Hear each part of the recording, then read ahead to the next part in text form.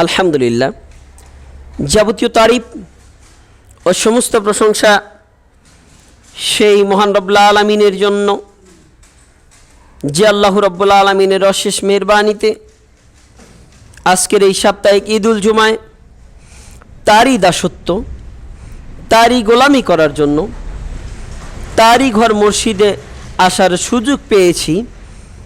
এই জন্য সে আল্লাহ রব্বুল আলামিনের দরবারে জানাই লাখো কোটি শুকর। সকলেই বলি আলহামদুলিল্লাহ।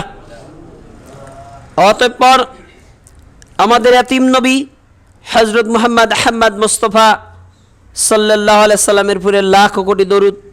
সকলেই বলি সাল্লাল্লাহু আলাইহি ওয়াসাল্লাম। আল্লাহ রাব্বুল আলামিন এই পৃথিবীতে মানুষকে পাঠিয়েছেন, পাশাপাশি শয়তান এই পৃথিবীতে এসেছে, একে অপরের শত্রু। আর এই পৃথিবীতে মানুষকে পাঠিয়ে দিয়েছেন এই জন্য মানুষের একটা মিশন রয়েছে, একটা লক্ষ্য রয়েছে। এই লক্ষ্য পর্যন্ত মানুষকে পৌঁছাতে হবে। আর এই লক্ষ্য পর্যন্ত পৌঁছানোর পথে যে বাধা হয়ে দাঁড়িয়ে আছে সে হচ্ছে শয়তান। রাসূল সাল্লাল্লাহু আলাইহি সাল্লাম মাটিতে দাগ কাটলেন, একটা সরল পথ দিলেন, আর সাইডে আঁকা বাঁকা কিছু দাগ কেটে রাস্তা তৈরি করলেন। বলেন এই যে সরল পথ, এটা হচ্ছে একেবারে সিরাতে মুস্তাকিমের পথ। আর এই যে আঁকা বাঁকা পথগুলো, এগুলো হচ্ছে ভ্রষ্টতার পথ, ভ্রান্ত পথ। এই ভ্রষ্টতার পথে মুখে দাঁড়িয়ে আছে হলো শয়তান। ও মানুষকে পথভ্রষ্ট করার জন্য প্রতিনিয়ত প্রচেষ্টা করছে। শয়তানের এত ক্ষমতা, আমি যদি আপনাকে ধোঁকা দিতে চাই তাহলে আপনার কাছে আমাকে যেতে হবে, আপনাকে বলতে হবে বুঝিয়ে, নইলে সম্ভব না। আর শয়তান যে কোনো সময় আমার রক্তের শিরায় শিরায় প্রবেশ করার ক্ষমতা রাখে। আমার মনের ভিতরে যে কোনো সময় একটা বিষয়ের উদ্ভব ঘটিয়ে দিতে পারে, এ ক্ষমতা আল্লাহ তাকে দিয়েছেন। তাহলে ওর অন্ততপক্ষে এই ক্ষেত্রে আমার চাইতে অনেক ক্ষমতা বেশি। আর এই শয়তান এমনই, পৃথিবীতে এমন কোনো মানুষ নেই যার সাথে শয়তান নেই। মুহাম্মদ সাল্লাল্লাহু আলাইহি ওয়াসাল্লাম যখন একথা বললেন যে প্রত্যেকটা মানুষের সাথে শয়তান আছে, সাহাবারা বললেন ইয়া রাসূলুল্লাহ, আপনিও, মানে আপনার সাথেও কি আছে? বলছে হ্যাঁ, আমার সাথেও শয়তান আছে, কিন্তু আল্লাহকে আমার অনুগত করে দিয়েছেন। ও আমাকে ভালো ব্যতীত খারাপ কিছু করতে পারে না। তাহলে পৃথিবীতে প্রত্যেকটা মানুষের সাথে শয়তান রয়েছে। আর এই শয়তান প্রতিনিয়ত একজন মানুষকে পথভ্রষ্ট করার জন্য চেষ্টা করছে। ওর কাজই একটা, অন্য কোনো কাজ নেই। ওই এই মিশন নিয়েই এসেছে, যাকে পথভ্রষ্ট করতে পারে সে সফল কাম মনে করে। আর এই যে পৃথিবীতে পথ হচ্ছে দুইটা, একটা হচ্ছে শয়তানের পথ, আর একটা সরল ও সোজা পথ, অর্থাৎ সিরাতে মুস্তাকিমের পথ। আর এই সিরাতে মুস্তাকিমের পথটাই হচ্ছে সঠিক পথ। এই পথে যদি একজন মানুষ চলতে পারে তাহলে এই পথের শেষ ঠিকানা তাকে জান্নাতে পৌঁছে দেবে। আর যদি এই পথে চলতে গিয়ে ওই যে আঁকা বাঁকা পথে যে শয়তান বসে আছে, যদি তার অনুসরণ করি তাহলে আমার স্থান হবে জাহান্নাম। এখন মানুষকে আল্লাহ এখতিয়ার দিয়ে দিয়েছেন, এ ক্ষমতা দিয়ে দিয়েছেন। মানুষ চাইলে ভালো কর্ম করবে, মানুষ চাইলে খারাপ কর্ম করবে, তবে সরল ও সঠিক পথ একটাই। আর এই পথেই মানুষকে চলতে হবে যদি সে তার মঙ্গল কামনা করে। আর যে লোকটা ভুল পথে চলে সে কখনো সঠিক পথের দিশা পায় না।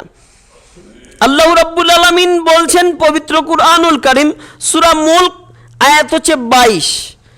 আল্লাহ রাব্বুল আলামিন বলছেন যে আফামান ইয়ামশি মুকিব্বান আলা ওয়াজহিহি আহাদা আম্মান ইয়ামশি মুকিব্বান আলা সিরাতিম মুস্তাকিম। যে ব্যক্তি উপর হয়ে উল্টো দিকে রাস্তায় চলে সেই কি সঠিক পথ প্রাপ্ত, সেই কি হিদায়াত প্রাপ্ত? আল্লাহ বলছেন, প্রশ্ন করছেন আমাদেরকে। এখানে আল্লাহ প্রশ্ন ছুড়ে দিয়েছেন যে যে ব্যক্তি উপর হয়ে উল্টো দিকে হয়ে রাস্তায় চলে সেই কি সঠিক পথ প্রাপ্ত, নাকি যে ব্যক্তি সরল সোজা হয়ে সোজা পথে চলে সেই হিদায়াত প্রাপ্ত? প্রশ্নটা করেছেন আমাদেরকে। উত্তরটা কি? যে ব্যক্তি সরল ও সোজা হয়ে চলে সেই তো সঠিক পথ প্রাপ্ত।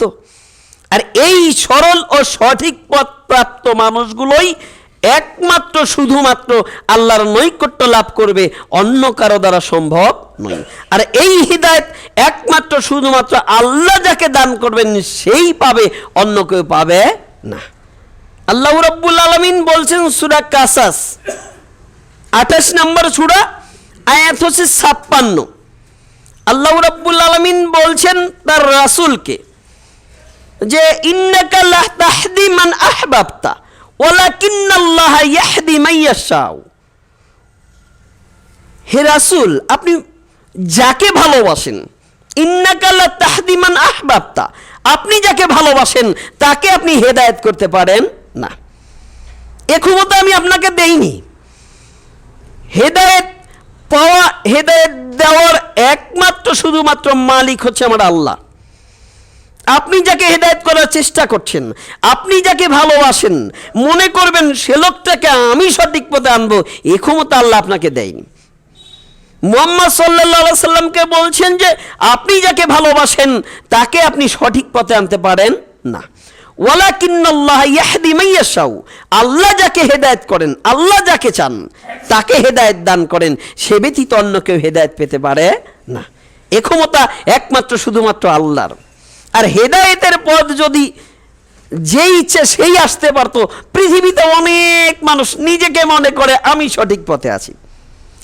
অনেক মানুষ যাকেই জিজ্ঞাসা করবেন তুমি এ করবো কেন করো, সে বলবে আরে এটাই তো সঠিক পথ, এই পথের মাধ্যম দিয়েই আমি সঠিক স্থানে পৌঁছে যাব। কিন্তু আসলে যে সেটা সঠিক পথ নয় এইটা সে জানে না। মুহাম্মদ সাল্লাল্লাহু আলাইহি ওয়াসাল্লাম তার চাচাকে মৃত্যুশয্যায় শায়িত অবস্থায় চাইলেন যে অন্তত পক্ষে আমার চাচা যদি বলে লা ইলাহা ইল্লাল্লাহ, এটুকু পুঁজি করে কিয়ামতের মাঠে আমি আল্লাহর সামনে দাঁড়াতে পারবো যে আল্লাহ ইসলামের জন্য আমার চাচা অনেক করেছে, আমাকে হেফাজত করার জন্য আমার চাচা অনেক পদক্ষেপ নিয়েছে। এমনকি 3 বছর গিরিসংকটে বন্দি করে রেখেছিল আমার চাচা আমার কওমের লোককে। ওইখানে বাচ্চাদের ক্ষুধার কান্নার জ্বালায় আকাশ পাতাল বাড়ি হয়ে যেত, মানুষ ঘাস পাতা খেয়ে বেঁচে ছিল। এমনও কঠিন পরিস্থিতিতে একমাত্র শুধুমাত্র আমার কারণে এ পরিস্থিতিতে আমার কম পড়েছিল, আর সহযোগিতা করেছিল আমার চাচা। অন্তত পক্ষে চাচা যদি বলে লা ইলাহা ইল্লাল্লাহ, আমি এতটুকু পুঁজি করে আল্লাহর কাছে আমার চাচার জন্য মাগফিরাত কামনা করব। এই আয়াতটাই তখন নাজিল হয়ে আল্লাহ তখন বুঝাতে চাইলেন মুহাম্মদ সাল্লাল্লাহু আলাইহি সাল্লাম, আপনি যাকে ভালোবাসেন তাকে হেদায়েত করতে পারেন না। হেদায়েত একমাত্র শুধুমাত্র আল্লাহর পক্ষ থেকেই আসে, অন্য কারো পক্ষ থেকে আসে না। আর হেদায়েতের জন্য আল্লাহর কাছে চাইতে হয়। আল্লাহর কাছে চাইবেন ইহদিনাস সিরাতাল মুস্তাকিম, হে আল্লাহ তুমি আমাকে সরল সঠিক পথে চালাও, সরল সঠিক পথে চালাও, আমাকে যে পথটা সরল, যে পথটা সঠিক সেই পথেই আমাকে চালাও, যেটা সরল পথ নয়, সঠিক পথ নয়, আমি যেন ওই পথে না চলি। আপনাকে ডাকবে প্রতিনিয়ত, শয়তান আপনাকে ডাকবে আসো এটাই সঠিক পথ, এটাই সঠিক পথ, এই পথে যদি তুমি আসতে পারো তাহলেই তুমি এই পথ থেকে সরল পথে যেতে পারবে। একটা বুঝাই আপনাকে, আমাদের এ দেশে যেন মানে মানুষের মুখে লাগাম নেই, কি থেকে যে কি বলছে। আল্লাহ সম্পর্ক কটূক্তি করতে আমাদের একটু দ্বিধা হয় না, একটু ভয় হয় না আল্লাহর গজব আমার উপরে আসতে পারে। আল্লাহ সম্পর্কে কটূক্তি করছে। আল্লাহ বলেছে আমি এটা সৃষ্টি করেছি সর্বপ্রথম, ওটা সৃষ্টি করেছি সর্বপ্রথম। আল্লাহ প্রথম কলম সৃষ্টি করলেন, অন্যত্র আল্লাহ বলেছেন আমি সৃষ্টি করেছি এটা।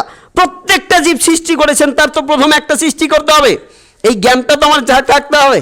বলছে আল্লাহর কথার নাউজুবিল্লাহ কথা মুখ দিয়ে আমার বের করা অসম্ভব। বাউল আবুল সরকার নামে এক ভণ্ড, ওকে কি বলতে পারি আমি? ও ও যে কথা বলেছে আল্লাহ সম্পর্কে, এমন একটা কথা বলেছে আল্লাহর কথার সিনে আগামাতা খুঁজে পান না। আমি ওই ভাষাটা ব্যবহার করলাম না যে ভাষায় নিকৃষ্ট মানুষটা ব্যবহার করেছে। অন্যত্র এই মানুষটাই, মানুষ নামের নরপশু, অন্যত্র বলছে আল্লাহ বলছেন কুল আউযু বিরাব্বিন নাস মালিকিন নাস ইলাহিন নাস। এই অর্থ করেছে ভণ্ড কি জানেন? ও বলছে যে আল্লাহ দেখেন কুল আউযু বিরাব্বিন নাস, মানুষকে নাচতে বলেছেন। অর্থ কি এটা হতে পারে? এই মানুষটাকে যখন জনগণ আল্লাহ সম্পর্কে কটূক্তি করার জন্য জনগণ যখন তারপরে আক্রমণ করলেন, পুলিশ তাকে অ্যারেস্ট করেছে। এ নিয়েও আমরা এক শ্রেণীর লোক যারা তার পক্ষে কথা বলেছি তাকে অ্যারেস্ট করা, তার বিরুদ্ধে প্রতিবাদ করা, এটা নাকি ন্যাক্কারজনক। লজ্জা আমার জন্য। আমি মুসলিম হয়ে কথা কেন বলতে পারি? সরল সঠিক পথ একটাই, ও যেটা বলেছে আল্লাহ সম্পর্কে কটূক্তি করেছে। হাজ্জাজ বিন ইউসুফের সংক্ষিপ্ত একটা ঘটনা বলছি। কাদারিয়া সম্প্রদায়ের প্রধান ওই সময় তাকে ডেকে নিয়ে আসলেন। তাকে ডেকে নিয়ে এসে বললেন, তুমি তোমার পক্ষের দলিল পেশ করো। তিনি সূরা দাহর 3 নম্বর আয়াতটা যখন পড়ে দলিল পেশ করলেন, বললেন তুমি আরো পড়তে থাকো। এরপরে যখন বাকি 2 আয়াত পড়লেন, ওর কথার উল্টো দিকে যখন চলে গেল, তখন বুঝতে পারলাম আমি ভুল করেছি। তখন হাজ্জাজ বিন ইউসুফের সামনে তওবা করে তিনি ফিরে আসলেন তার দলবল সহকারে। যখনই হাজ্জাজ বিন ইউসুফ মারা গেল, এরপরে বাদশাহ হারুন আর রশিদ, সম্ভবত এই বাদশাহ হারুন আর রশিদের সময় আবার সে পদভ্রষ্ট হয়ে গেল। বাদশাহ হারুন আর রশিদ তাকে ডেকে নিয়ে আসলো, বাহাজে বসালো। যখন বাহাজে হেরে গেল বাদশাহ হারুন আর রশিদ তার বিরুদ্ধে একটাই এই শাস্তি নির্ধারণ করলেন, তাকে ঝুলিয়ে তাকে হত্যা করতে হবে। ওর একমাত্র শাস্তি এটাই যে আল্লাহ সম্পর্কে কটূক্তি করে, তার একমাত্র শুধুমাত্র শাস্তি হচ্ছে যে রাষ্ট্রীয় আইন, রাষ্ট্র তাকে শাস্তি দেবে, এটাই ওর বাঁচার কোনো উপায় নেই। আর তার পক্ষেও আমি কথা বলছি। এটাই কি সঠিক পথ? এটাই কি সরল পথ? সতর্ক হন, সাবধান হন। পদভ্রষ্ট মানুষগুলোই মানুষকে পদভ্রষ্ট তারা দিকে ডাকে। যে মানুষটা সরল সঠিক পথে থাকে, এই মানুষটার সম্পর্ক ভালো মানুষের সাথেই থাকে। আর সরল পথ একটাই, এই পথে যদি চলতে পারি তাহলেই আমি সরল ও সঠিক পথে আমি জান্নাতে যেতে পারবো। যদি অন্য পথে যাই তাহলে আমার অবস্থা বড় খারাপ হবে। আমার জন্য প্রস্তুত করে রেখেছেন আল্লাহ জাহান্নাম। আল্লাহ রাব্বুল আলামিন বলছেন যে আমি তার জন্য জাহান্নাম প্রস্তুত করে রেখেছি। কার জন্য? যে ব্যক্তি সীমা লঙ্ঘন করবে, যে ব্যক্তি আমার আইনের অবাধ্য হবে, আমি তার জন্য জাহান্নাম প্রস্তুত করে রেখেছি। সাবধান হন, সতর্ক হন। পৃথিবীতে কত শ্রেণীর মানুষ আপনাকে ডাকবে আমার পথটাই সঠিক। রাসূল সাল্লাল্লাহু আলাইহি সাল্লাম বলেন, বনী ইসরাঈলের ছিল 72টা দল, আমার উম্মতের হবে 73টা দল। ওদের ছিল, বনী ইসরাঈল ছিল 72 দলে বিভক্ত, আমার উম্মত আর একটা বেশি হবে। এখানে আসলে 72 বা 73 71 হবে এটা কথা নয়, সংখ্যায় এত হবে যে একই দলে মুতাজিলা সম্প্রদায়ের মধ্যে অনেক দল, আরও আমি নাম বললাম না, একই কওমের মধ্যে অনেক দল রয়েছে। এভাবে কত যে হচ্ছে, শুধু বাড়তেই আছে। সবাই নিজেকে জান্নাতি মনে করে, সবাই নিজেকে সঠিক পথের মনে করে। একটা উদাহরণ দিচ্ছি, ভারতবর্ষের একটা ঘটনা আমি শুনেছি যে একজন হিন্দু, তিনিও ডাক্তার, তার ওয়াইফও ডাক্তার, দুজনেই ডাক্তার, দুজনে বুঝতে পেরেছে ইসলাম সঠিক, মুসলমান হয়েছে। এবার মুসলমান হয়ে কার কাছে গেলে আমি সঠিকটা পাবো, এই জন্য প্রচেষ্টা করছে। তো একজন বলছে যান, ওই যে ওখানে যান, অনেক লোকের সমাগম, ওখানে মানুষ আসে, ওখানে গেলে আপনি হকটা পাবেন। গিয়ে দেখে একজন মানুষ উলঙ্গ হয়ে বসে আছে। তো স্ত্রী বলছে আপনি কার কাছে নিয়ে আসলেন? বলছে এ হচ্ছে ল্যাংটা বাবা। বলছে এর কাছে কেন এসেছেন? বলছে এর কাছে এসেছি কিছু পাওয়ার জন্য। স্ত্রী বলছে আরে যে লোকটা নিজেই উলঙ্গ হয়ে আছে সে আপনাকে কি দিতে পারে? পাশ থেকে তার মুরিদের তোর অভাব নেই। মুরিদ বলছে দেখেন এভাবে বলবেন না, বলা তো যায় না কার মধ্যে কি আছে। স্ত্রী বলছে ওর মধ্যে যা আছে ও তো বের করে দিয়েই বসে আছে। এই শ্রেণীর মানুষ আমাদের দেশে, এরাই নাকি ইসলামের প্রচার করে। লজ্জা! এদের কাছেও মানুষ যায়, এদের কাছেও মানুষ যায়। আপনি যার কাছে যাবেন তার কাছে যাওয়ার আগে তাকে জানবেন এ লোকটা কোরআন হাদিস কতটুকু বোঝে। যদি না জানে তার কাছে যাওয়াও আপনার চলবে না। যে বইটাতে ভুলে ভরা অধিকাংশ, আপনি বলবেন যেগুলো ভালো সেগুলো নেব। আরে যেগুলো ভালো সেগুলোই যদি আমি বুঝতাম তাহলে তো ওই বইটা আমি পড়তাম না, আমি এরকম একটা বই লিখতাম। সতর্ক হন, সাবধান হন, আমার আমল নষ্ট হয়ে যেতে পারে যে কোনো সময়। আল্লাহ রাব্বুল আলামিন বলছেন, আল্লাযীনা কাফারু আমালুহুম কাসরাবিন বিকিয়াহু, যারা কুফরি করবে আল্লাহর সাথে তাদের আমল সমূহ হচ্ছে মরুভূমি মরীচিকা সদৃশ্য। মরুভূমির মরীচিকা মানে ইয়াহসাবুহু জামআনু মা, মানুষ যাকে পানি মনে করে।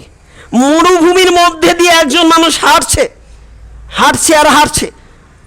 কোথায় বলেছেন পবিত্র কুরআনুল কারীম সূরা নূর আয়াত হচ্ছে 39, এরপরের আয়াত 40, দুইটা আয়াত আল্লাহ রাব্বুল আলামিন উদাহরণ দিচ্ছেন যে এভাবে, ওয়াল্লাযীনা কাফারু, যারা কুফরি করে, আমালুহুম, তাদের আমল সমূহ, কাসরাবিন বিকিআহু, তাদের আমল সমূহ হচ্ছে মরুভূমির মরীচিকা সদৃশ্য। মরুভূমির মরীচিকা সদৃশ্য মানে ইয়াহসাবুহু জামআনু মা, তৃষ্ণার্ত ব্যক্তি যাকে পানি মনে করে। মরুভূমির মধ্য দিয়ে একজন মানুষ হাঁটছে, প্রচণ্ড রোদ, রোদে যখন বালুর ওই মরীচিকার উপরে পানি পড়ে, রোদ পড়ে, বালু তখন মনে হচ্ছে পানি। তৃষ্ণার্ত ব্যক্তি যাকে পানি মনে করে, পানি মনে করে, আল্লাহ রাব্বুল আলামিন বলছেন পানি মনে করে যখন তার কাছে তারা যায়, সেখানে তারা পানি পায় না, কিছুই পায় না, একমাত্র আল্লাহকে ব্যতীত। এখানে উদাহরণ দিচ্ছেন যারা হেদায়েত মনে করে পদভ্রষ্ট মানুষগুলোর কাছে যায়, সেখানে তারা পদভ্রষ্টতা ছাড়া কিছুই পায় না। সতর্ক হন, সাবধান হন। হেদায়েতের পথ হচ্ছে একটা। আল্লাহ রাসূল সাল্লাল্লাহু আলাইহি সাল্লাম বলছেন, বানি ইসরাইল আর আমার উম্মতের মধ্যে তফাৎ থাকবে না। বানি ইসরাইলের এবং আমার উম্মতের মধ্যে উদাহরণ দিচ্ছেন যে এক জোড়া স্যান্ডেল, জুতা স্যান্ডেলের ন্যায়। এক জোড়া জুতা স্যান্ডেল ডান পায়ে এবং বাম পায়ে দুটাই যেমন সমান, বানি ইসরাইল এবং আমাদের আকীদার অবস্থা হবে এমন হবে।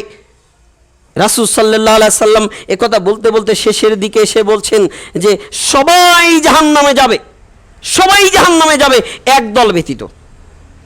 তখন রাসূল সাল্লাল্লাহু আলাইহি ওয়াসাল্লামের সাহাবারা জিজ্ঞাসা করলো, সেই এক দলটা কারা যারা জান্নাতে যাবে? রাসূল সাল্লাল্লাহু আলাইহি ওয়াসাল্লাম বলছেন, মা আনা আলাইহি ওয়া আসহাবি, আমি এবং আমার সাহাবারা যে পথে থাকবে সেই পথের মানুষগুলোই জান্নাতে যাবে, অন্য কেউ জান্নাতে যেতে পারবে না। এবার আসেন রাসূল সাল্লাল্লাহু আলাইহি ওয়াসাল্লামের সাহাবাদের সম্পর্কে আমাদের মন্তব্য কি? আমাদের মতো যারা কোরআন হাদিস মানুষের সামনে উপস্থাপন করি তাদের মন্তব্য এতটুকু বলি। সূরা ফাতিহা শেষে ইমাম সাহেব যখন সূরা ফাতিহা জোরে কেরায়াত করে, শেষে কি বলতে হয়? আমিন। এ সম্পর্কে আমাদের মতো একজন মানুষ এমন একটা কথা বলেছি যা রাসূল সাল্লাল্লাহু আলাইহি ওয়াসাল্লামের সাহাবাদের উপর অপবাদ চলে গেছে। কি বলছি যে আমরা যে জোরে আমিন বলি, কেন বলি জানেন? রাসূল সাল্লাল্লাহু আলাইহি ওয়াসাল্লাম যখন সালাত আদায় করতেন, সালাত শেষে দেখতেন সাহাবারা অনেকেই পিছন থেকে পালিয়ে গেছে। কেন পালিয়ে গেছে? সবাই মূর্তি পূজা করত, ইসলামের প্রতি অত আকৃষ্ট ছিল না, তাই পালিয়ে গেছে। রাসূল সাল্লাল্লাহু আলাইহি ওয়াসাল্লাম তখন চিন্তা করলেন, যদি জোরে আমিন বলার কথা বলি আমি বুঝবো, তাহলে ওরা যখন আমিন বলবে আমি বুঝবো যে ওরা আমার পিছনে আসে। লজ্জা! রাসূল সাল্লাল্লাহু আলাইহি ওয়াসাল্লাম তার সাহাবাদের নামে এত বড় অপবাদ দেওয়ার পরে এই লোকটা কি করে মুসলিম থাকতে পারে, এটা প্রশ্ন আসতে পারে। রাসূল সাল্লাল্লাহু আলাইহি ওয়াসাল্লামের সাহাবারা আরে শুধু আমিন কেন? রাসূল সাল্লাল্লাহু আলাইহি ওয়াসাল্লামের পিছনে সালাত আদায় করে পালাবে মানে? রাসূল সাল্লাল্লাহু আলাইহি সাল্লামের কথায়, রাসূল সাল্লাল্লাহু আলাইহি সাল্লামের ভালোবাসায় নিজের জীবনকে বিলীন করে দিয়েছেন। রাসূল সাল্লাল্লাহু আলাইহি সাল্লামের ভালোবাসায় যেদিন আবু বকর রাদিয়াল্লাহু আনহু ইসলাম গ্রহণ করলেন, ওই দিন তার সঞ্চিত সম্পদ ছিল 40,000 দিরহাম। বললেন, ইয়া রাসূলুল্লাহ, এই যে আমার সঞ্চিত সম্পদ 40,000 দিরহাম আপনাকে দিয়ে দিলাম, আপনি ইসলামের স্বার্থে ব্যয় করুন। এই হচ্ছে মুহাম্মদ সাল্লাল্লাহু আলাইহি ওয়াসাল্লামের সাহাবা। একজন সাহাবা খেজুর খাচ্ছেন, হাতে নিয়ে খেজুর খাচ্ছেন, বলছেন, ইয়া রাসূলুল্লাহ, যুদ্ধ চলছে, আমি যদি যুদ্ধে যাই, আমি যদি শহীদ হয়ে যাই, আমি কোথায় যাব? মুহাম্মদ সাল্লাল্লাহু আলাইহি ওয়াসাল্লাম বললেন, তুমি যদি যুদ্ধে যাও আর যদি শহীদ হয়ে যাও তাহলে তুমি জান্নাতে যাবে।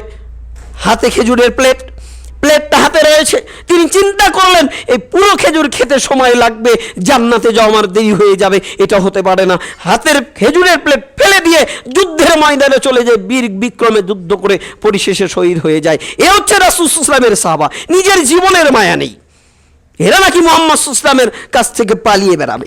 লজ্জা!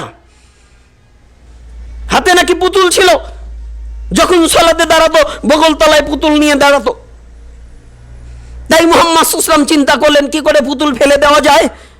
বললেন তোমরা রাফুল ইয়াদাইন করো, তাহলে পুতুল পড়ে যাবে। লজ্জাটা আমার জন্য, আমি মুসলিম, আমি নাকি কোরআন হাদিস গবেষণা করি, আমি মুসলিম, আমি নাকি কোরআন হাদিস গবেষণা করি। কি করে এটা হয়? আপনি জানেন কার উপর অপবাদ দিয়েছেন? সাধারণ একজন মানুষের উপরে যদি কেউ অপবাদ দেয়, তার শাস্তি হচ্ছে তাকে 80টা বেত্রাঘাত করতে হবে। আর মুহাম্মদ সাল্লাল্লাহু আলাইহি ওয়াসাল্লামের সাহাবাদের নামে, মুহাম্মদ সাল্লাল্লাহু আলাইহি ওয়াসাল্লামের নামে যে অপবাদ দিচ্ছেন, আপনার শাস্তি কি হতে পারে এটা আল্লাহ ভালো জানে। রফুল ইয়াদাইনের সম্পর্কে, রফুল ইয়াদাইনের পক্ষে কমপক্ষে 400 হাদিস ও আসার রয়েছে। এক রাকাত সালাতে কমপক্ষে 3 বার রফুল ইয়াদাইন করতে হয়। এখানে লাভ কি? আপনি যদি রফুল ইয়াদাইন না করেন, আমি বলছি না আপনার সালাত হবে না, এটা আমি বলছি না, তবে একবার রফুল ইয়াদাইন করলে অন্তত পক্ষে 10টা নেকি আল্লাহ আপনাকে দান করবেন। 10 থেকে 700 থেকে আরো অধিক গুণ আল্লাহ বৃদ্ধি করে দিতে পারে, এ ক্ষমতা আল্লাহর রয়েছে। আপনার নিয়তের উপরে, আপনার আমলে আপনার এই নেকির সংখ্যা বাড়তে থাকবে। তাহলে হাদিস রয়েছে একবার রাফুল ইয়াদাইন করলে নেকি হচ্ছে 10টা। আর এই লোকটা এই হাদিসটাকে বাতিল করে দেওয়ার জন্য বলছে রাসূল সাল্লাল্লাহু আলাইহি ওয়াসাল্লামের সাহাবারা বগল তলায় পুতুল রাখতো। বুঝাতে পারি কার সম্পর্কে অপবাদ দিচ্ছেন? এ নাকি সঠিক পথে আসে, এ নাকি মানুষকে হেদায়েত করবে। এই মানুষটার সংস্পর্শে গেলে কোনোদিনও হেদায়েত পাওয়া সম্ভব নয়। সাবধান হন, সতর্ক হন। পৃথিবীর জীবন সংক্ষিপ্ত, এই পৃথিবীর জীবন সংক্ষিপ্ত। এই পৃথিবীতে আপনাকে আল্লাহ পাঠিয়েছেন, এই পৃথিবীতে হকটা পেতে হলে একমাত্র শুধুমাত্র কোরআন ও হাদিসটাকেই আপনাকে আঁকড়ে ধরতে হবে। আল্লাহ রাব্বুল আলামিন একেবারে পবিত্র কোরআনে প্রথমেই বলেছেন, প্রথমে মানুষ আল্লাহর কাছে প্রার্থনা করেছেন যে আল্লাহ ইহদিনাস সিরাতাল মুস্তাকিম, তুমি আমাকে সরল সঠিক পথ দেখাও। এই সরল সঠিক পথটা কোথায়, কোন পথ? যখনই এ কথা বলেছেন তখনই বলছেন আল্লাহ সরল পথ হচ্ছে ওটাই, সিরাতাল্লাযিনা আনআমতা আলাইহিম, যারা সরল সঠিক পথে চলে গেছে তাদের পথে চালাও। আমি জানি না এই সরল সঠিক পথটা কোনটা, তবে আমি আপনাকে বলছি আল্লাহ যে পথে তোমার নেককার বান্দারা, হকপন্থী বান্দারা সঠিক পথে চলেছে ওই পথে আমাকে চালাও। গায়রিল মাগযুবি আলাইহিম ওয়ালাদ-দাল্লিন, যারা পদভ্রষ্ট, লানতপ্রাপ্ত, অভিশাপপ্রাপ্ত, আমাকে তুমি সেই পথে পরিচালিত করো না। এই দোয়া আল্লাহর কাছে প্রতিনিয়ত সালাতে আমি করছি। সালাত শেষ করেই আমি ওই যে ভণ্ড বাউল আবুল সরকারের কথাকে সাপোর্ট করছি। তাহলে কি আমি মুসলিম আছি? তাহলে কি আমার মধ্যে ঈমান আছে? যখনই আপনি আল্লাহর কাছে চাইছেন সিরাতুল মুস্তাকিমের পথ আমাকে দেখাও, সঠিক পথটা আমাকে দেখাও, আল্লাহ রাব্বুল আলামিন এই কথার জবাব দিয়েছেন পুরো কোরআন দিয়ে। আল্লাহ রাব্বুল আলামিন বলছেন আলিফ লাম মিম যালিকাল কিতাব, আলিফ লাম মিম। এখানে আল্লাহ চ্যালেঞ্জ করেছেন, পারো যদি কেউ এই 3টা বাক্যের অর্থ বলে দাও। পৃথিবীর এমন কেউ নেই যে এই 3টা বাক্যের অর্থ বলে দিতে পারে। মুহাম্মদ সাল্লাল্লাহু আলাইহি ওয়াসাল্লাম এগুলোর অর্থ বলেননি, এগুলো চর্বে মুকাত্তাব, এর সঠিক অর্থ আল্লাহই ভালো জানেন। আচ্ছা, এই যে বলেছেন যে আল্লাহ তুমি আমাকে সরল ও সঠিক পথ দেখাও, আল্লাহ বলছেন যালিকাল কিতাব, এটাই সেই কিতাব, হুদাল লিন্নাস, মানুষের জন্য এটাই হচ্ছে হেদায়েত। হেদায়েত পেতে হলে একমাত্র শুধুমাত্র কোথায় আসতে হবে? কোরআনের ছায়াতলে। তুমি কোরআন পড়ো, কোরআন অনুপাতে তোমার জীবনটা পরিচালনা করো, এই কোরআনই তোমাকে সঠিক পথের পথ দিশা দেখাবে। আল্লাহ রাব্বুল আলামিন বলছেন যে হক আসে আল্লাহর পক্ষ থেকে, অকুলিল হাক্কু মির রাব্বিকুম, হক আসে তোমার প্রতিপালকের পক্ষ থেকে। ফামান শাআ ফালইউমিন, যে ইচ্ছা করে সে ঈমান আনবে, সে সঠিক পথে আসবে। ওমান শাআ ফালইয়াকফুর, যে ইচ্ছা করবে সে কুফরি করবে। সেটা তোমাকে স্বাধীনতা দিয়েছি, ইচ্ছা শক্তি দিয়েছি। তুমি যদি কুফরির পথটাকে বেছে নাও তাহলে চলে যাও পথে, তোমার জন্য আমি প্রস্তুত করে রেখেছি জাহান্নাম। আল্লাহ রাব্বুল আলামিন এই কথার বলে বলেছেন হক ঈমানের পথ আমি রেখে দিয়েছি, দেখিয়ে দিয়েছি মানুষকে। প্রতিনিয়ত ঈমানের পথে মানুষকে পরিচালিত করার জন্য 1,24,000 নবী রাসূল পৃথিবীতে প্রেরণ করেছি।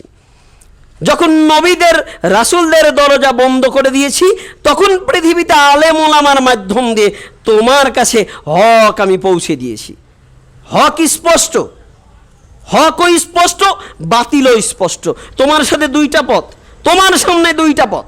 তুমি কোন পথটাকে গ্রহণ করবে সেটা শুধু তোমার এখতিয়ার করে দিয়েছি। তবে জেনে রেখো, তুমি যদি হক পথে থাকো তোমার জন্য আমি জান্নাত প্রস্তুত করে রেখেছি, আর তুমি যদি হক ব্যতীত বাতিলের পথে থাকো তাহলে তোমার জন্য আমি প্রস্তুত করে রেখেছি জাহান্নাম। ওই জাহান্নামের আগুন ধাউ ধাউ করে জ্বলছে, ওইখানে আমি তোমাকে নিক্ষেপ করব। এখন হক এবং বাতিল এই দুইটা সম্পর্কে উপদেশ দেওয়ার জন্য আল্লাহ রাব্বুল আলামিন আমাদেরকেই বলেছেন, যারা জানে তাদেরকে বলেছেন, রাসূল সাল্লাল্লাহু আলাইহি সাল্লামও বলেছেন, যারা জানে তাদেরকে হকটা পৌঁছে দেওয়ার কথা বলেছেন। আর আল্লাহ বলেছেন ফাসআলু আহলায যিকরি ইন কুনতুম লা তা'লামুন বিল বায়ানাতি ওয়াজ যুবুর। হে দুনিয়ার অজানা মানুষ, জানা মানুষের কাছে জানো, জানা মানুষের কাছে জানো, প্রমাণ সহকারে জানো। আমি কি বললাম সেটা নয়, আমি যা বললাম সেটা কোরআন ও হাদিসে আছে। তো যদি কোরআন ও হাদিসে না থাকে তাহলে আমার এই কথাটাকে গ্রহণ করা যাবে না। কোরআন ও হাদিসে যা আছে সেটা বলতে হবে। আচ্ছা আমি বলেছি, যদি দলিল না থাকে তাহলে আমার এই কথাটাকে গ্রহণ করা যাবে না। দলিল ভিত্তিক কথা শুনতেও হবে, মানতেও হবে। আল্লাহ রাব্বুল আলামিন অন্যত্র বলছেন, ওয়ালতাকুম মিনকুম উম্মাতুন ইয়াদউনা ইলাল খায়র ওয়া ইয়ামুরুনা বিল মারুফি ওয়া ইয়ানহাউনা আনিল মুনকার ওয়া উলাইকা হুমুল মুফলিহুন। তোমরাই সফল জাতি, উত্তম জাতি। ওয়ালতাকুম মিনকুম উম্মাতুন ইয়াদউনা ইলাল খায়র, মানুষের কল্যাণের জন্য তোমাদের আবির্ভাব হয়েছে। ওয়া ইয়ামুরুনা বিল মারুফি, তোমরা মানুষকে সঠিক কাজের আদেশ দেবে, সৎ কাজের আদেশ দেবে। মানুষকে বলবে এটা হচ্ছে সঠিক পথ, এটা হচ্ছে ভ্রান্ত পথ। ওয়া ইয়ামুরুনা বিল মারুফি ওয়া ইয়ানহাউনা আনিল মুনকার, মানুষকে অসৎ কাজের নিষেধ করবে। এক, মানুষকে সৎ কাজের আদেশ করতে হবে। এই যে সিরাতুল মুস্তাকিমের পথে যে মানুষকে চলতে হবে, এই আদেশ মানুষকে দিতে হবে।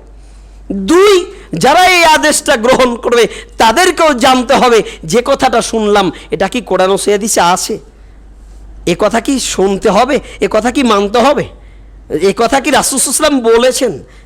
রাসূল সাল্লাল্লাহু আলাইহি ওয়াসাল্লাম যদি না বলে থাকে তাহলে ওই কথা শোনাও যাবে না। মুহাম্মদ সাল্লাল্লাহু আলাইহি ওয়াসাল্লাম সাহাবাদের নিয়ে বসে আছে, এমতো অবস্থায় মুহাম্মদ সাল্লাল্লাহু আলাইহি ওয়াসাল্লামের নাতি হুসাইন ভিতরে ঢুকলেন। আলী রাদিয়াল্লাহু আনহু তার মুখটা চেপে ধরলেন এমন ভাবে যে মুখ দিয়ে রক্ত বের হচ্ছে, কেটে গেছে। মুহাম্মদ সাল্লাল্লাহু আলাইহি ওয়াসাল্লামকে এমতো অবস্থায় জোর করে বলতে চাইলেন, মুহাম্মদ সাল্লাল্লাহু আলাইহি ওয়াসাল্লাম আমি উত্তম না আপনি উত্তম। মুহাম্মদ সাল্লাল্লাহু আলাইহি ওয়াসাল্লাম বললেন আরে আমি আল্লাহর নবী, আমি তো উত্তম। বলছে না আপনি উত্তম নই, আমি উত্তম। কেন? আপনার নাম কি? বলছে আমার নাম মুহাম্মদ সাল্লাল্লাহু আলাইহি ওয়াসাল্লাম। আপনার নানার নাম কি? বলছে ওয়াহাব। বলছে এতটুকুই শেষ। আর আমার কথা শোনেন, আমার নাম হচ্ছে হুসাইন, আমার নানার নাম হচ্ছে মুহাম্মদ সাল্লাল্লাহু আলাইহি ওয়াসাল্লাম যিনি বিশ্ব নবী। বলছে যে আপনার বাবার নাম কি? বলছে আব্দুল্লাহ। বলছে এতটুকুই শেষ। আমার বাবার নাম হচ্ছে আলী। আপনার মায়ের নাম কি? বলছে আমিনা। এতটুকুই শেষ। আমার মায়ের নাম কি জানেন? আমার মায়ের নাম হচ্ছে ফাতেমা, যিনি জান্নাতে নারীদের সরদারিনী হবে। তো এরকম অনেক কথা বলছে, সবাই শ্রোতা যারা আছে বলছে সুবহানাল্লাহ। লজ্জা, মুহাম্মদ সাল্লাল্লাহু আলাইহি ওয়াসাল্লাম কোথাও বলেনি কথা, মুহাম্মদ সাল্লাল্লাহু আলাইহি ওয়াসাল্লামের নাতির সাথে এরকম কথোপকথন কোথাও হয়নি। অথচ আমাদের মতোই মানুষকে ধোঁকা দিচ্ছে এই কথা বলে, এই কথা বলে। তাহলে আপনাকে জানতে হবে না কোনটা সঠিক কোনটা ভুল, আপনাকে জানতে হবে না। আপনি যদি না জেনে সঠিক পথ মনে করে সেই পথেই যান, এই পথটাই আপনাকে জাহান্নামে নিয়ে যাবে। কিয়ামতের মাঠে আপনি কি করবেন জানেন? কিয়ামতের মাঠে আল্লাহকে বলবেন, আল্লাহ এই মানুষটা আমাকে পথভ্রষ্ট করেছে, ওকে তুমি ডাবল শাস্তি দাও। আরে ওকে না হয় ডাবল শাস্তি দিল, আমাকে কি ছেড়ে দেবে? আমার শাস্তি তো হয়েই যাবে। আমি যেহেতু বাঁচবো না শাস্তির হাত থেকে, সেহেতু যার কথাই শুনি তার মুখের কথাগুলো শোনার আগে অবশ্যই আমাকে দলিল ভিত্তিক শুনতে হবে। আর এটা কোরআন ও সহিহ হাদিসেই রয়েছে, এর বাইরে হবে না। আর এই পথটাতে কারা ডাকবে? যারা সিরাতুল মুস্তাকিমের পথে আছে তারাই ডাকবে। এই পথের মানুষগুলো, তাদের সংস্পর্শে আপনাকে ডাকতে হবে। এদের সংস্পর্শে থাকলেই আপনি সিরাতুল মুস্তাকিমের পথে থাকবেন, অন্যথায় এই পথে আসতে পারবেন না। আমি বলছি না যে আপনি শুধু আহলে হাদিস হয়ে যান, আমি বলছি না হানাফিয়া হয়ে যান, আপনি বলছি না এ পথে থাকেন ও পথে থাকেন। পথ কোনটা? সকল পথের একমাত্র পথ হচ্ছে সিরাতে মুস্তাকিম। এই পথটা কোন পথে আছে সেটা দেখেন। ইমাম আবু হানিফা রাহিমাহুল্লাহ বলছেন ইজা সাহাল হাদিসু ফাহুয়াল মাযহাব, যেটাই সহিহ হাদিস সেটাই আমার মাযহাব। তো আমি নিজেকে হানাফি মাযহাবের আলেম বলবো না, কি বলবো? আমি নিজেকে হানাফি বলবো কেন বলবো? এই জন্য বলবো যে আমি তো যেটা সঠিক সেইটা গ্রহণ করার চেষ্টা করি। এলেম নিয়ে গর্ব করা চলবে না যে আমি এত জানি, আমার সে কেউ বেশি জানে না। ইমাম আহমদ বিন হাম্বল 10 লক্ষ হাদিসের হাফেজ, এই মানুষটা ইমাম শাফিকে বলছে, ইমাম শাফি তুমি হাদিস সংগ্রহের জন্য শাম দেশে যাও, সিরিয়ায় যাও, আমার চাইতে তুমি বেশি হাদিস জানো। 10 লক্ষ হাদিস যে লোকটা জানে, এই লোকটা ইমাম শাফিকে বলছে তুমি আমার চাইতে বেশি হাদিস জানো, তুমি যখনই কোনো নতুন হাদিস পাবে তখনই আমাকে সেটা জানাবে, আমি তোমার কাছে গিয়ে সেই হাদিসটা শুনবো, শিখবো। এই মন মানসিকতা থাকতে হবে, সঠিকটা পাওয়ার মন মানসিকতা থাকতে হবে। আমার আলেমই বেশি জানে, এছাড়া অন্য কেউ বেশি জানে না, এই চিন্তা যে করবে সেই সঠিক পথ থেকে ছিটকে পড়বে। জানতে হবে, জানার জন্য সিরাতুল মুস্তাকিম পথ কোনটা সেইটার জন্য প্রচেষ্টা করতে হবে। আপনি কোরআন হাদিস গবেষণা করেন না কেন? একেবারে সহজ হয়ে গেছে ইসলাম। আপনার পকেটে যে মোবাইলটা রয়েছে, এই মোবাইলে আপনি বুখারী পড়বেন, মুসলিম পড়বেন, আবু দাউদ পড়বেন, তিরমিজি পড়বেন, নাসাই পড়বেন, ইবনে মাজা পড়বেন, কোনটা পড়তে চান আপনি ডাউনলোড দেওয়ার সাথে সাথে টাকাও লাগে না, সব চলে এসেছে।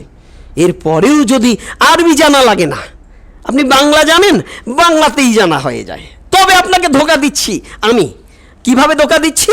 আপনাকে বলছি যে যে ব্যক্তি মাদ্রাসায় পড়েনি সে ব্যক্তি কোরআন হাদিস বলতে পারবে না, বলে না? বলে। এখন আপনাকে বলি, ইমাম আবু হানিফা রাহিমাহুল্লাহ কোন মাদ্রাসায় লেখাপড়া করেছে? জবাব দিতে পারবেন না, লাজবাব। কিন্তু কেন তাকে আল্লাহ এই মানে পৌঁছে দিয়েছেন? তিনি একজন কাপড় ব্যবসায়ী হয়েও তিনি গবেষণা করেছেন, তিনি গবেষণা করেছেন কোরআন হাদিস নিয়ে। নাসিরউদ্দিন আলবানী ঊনবিংশ শতাব্দীর শ্রেষ্ঠ মুহাদ্দিস যাকে বলা হয়, তিনি একজন ঘড়ির মেকার ছিলেন। তিনি অবস্থা কেন হয়েছেন? এই জন্য যে তিনি গবেষণা করেছেন। গরিব মানুষ ছিল, একেবারে গরিব মানুষ ছিল, বই হাওলাত নিয়ে এসেছে, পড়েছে। জানেন আপনি তার জীবনী পড়ে দেখবেন, ওই যে ঘড়ির মেকার ছিল, 2 ঘন্টা 1 ঘন্টা কাজ করে চিন্তা করেছে আজকের দিনে আমার টাকা হয়ে গেছে, আর দরকার নেই। বাকি সময় তিনি কোরআন হাদিস গবেষণা করেছেন, তাই আল্লাহ তাকে ইলম দান করেছেন। আপনাকে মাদ্রাসায় পড়তে হবে, কথা কে বলেছেন? মাদ্রাসায় পড়বেন, এটা ঠিক আছে, তবে এই কথা বলে আমি অহমিকা করতে পারি না। একজন মাদ্রাসায় না পড়লেই যে কোরআন হাদিস পড়তে পারবে না, এটা নয়। সংক্ষেপে বলছি, শেষ কথা, একটা বিয়ে পড়াতে গিয়েছিলাম কয়েকদিন আগে, আমি যাব না, একজন মুফতি সেখানে ইমাম, বললাম আপনার মুফতিকে দিয়ে পড়িয়ে নেন, তো বলছে না আপনাকে দিয়ে বিবাহটা আমি সম্পূর্ণ করব। যখন আমি গেলাম, মুফতি সাহেব সামনে বসে আছে। মুফতি সাহেব, বিবাহের পূর্বে খুতবা দিতে হয় না, আপনি বলেন ঠিক আছে কিনা? মুফতি সাহেব বলছে হ্যাঁ হ্যাঁ ভাই এটা ঠিক আছে।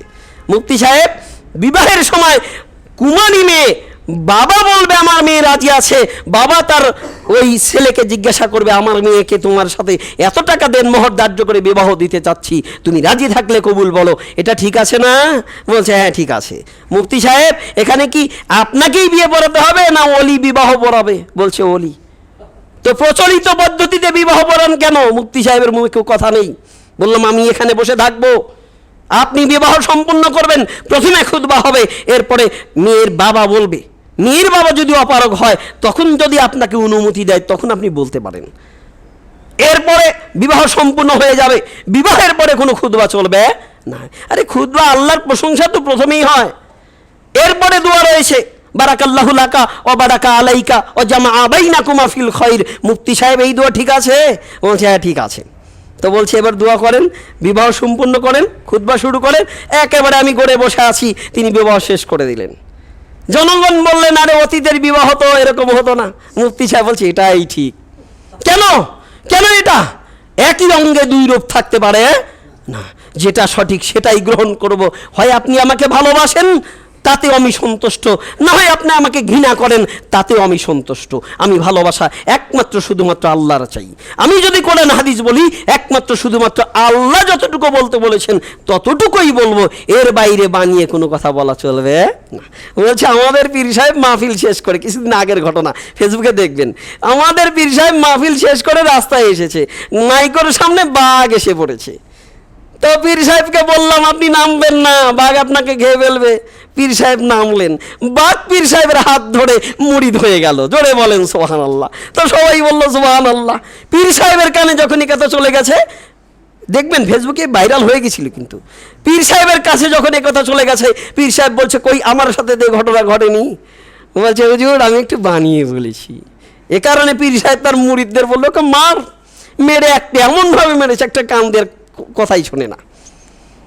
এই অবস্থা আমাদের দেশে চলছে। এটাও নাকি সঠিক পথ? সঠিক পথ আপনাকে খুঁজে বের করতে হবে।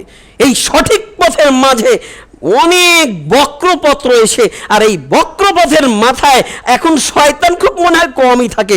আমার মতো আলেম বসে আছে আপনাকে পদভ্রষ্ট করার জন্য।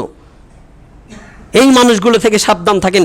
যে মানুষটা হক কথা বলে, যে মানুষটা হকের উপরে চলে, তার সংস্পর্শে যান, তার কাছে যেতে হবে, তার সংস্পর্শে থাকতে হবে, ঐক্যবদ্ধভাবে তার সংস্পর্শে থেকে পবিত্র কোরআন এবং হাদিসের আলোকে জীবন গড়ানোর প্রচেষ্টা করি। আল্লাহ যেন আমাদের সেই তৌফিক দান করেন।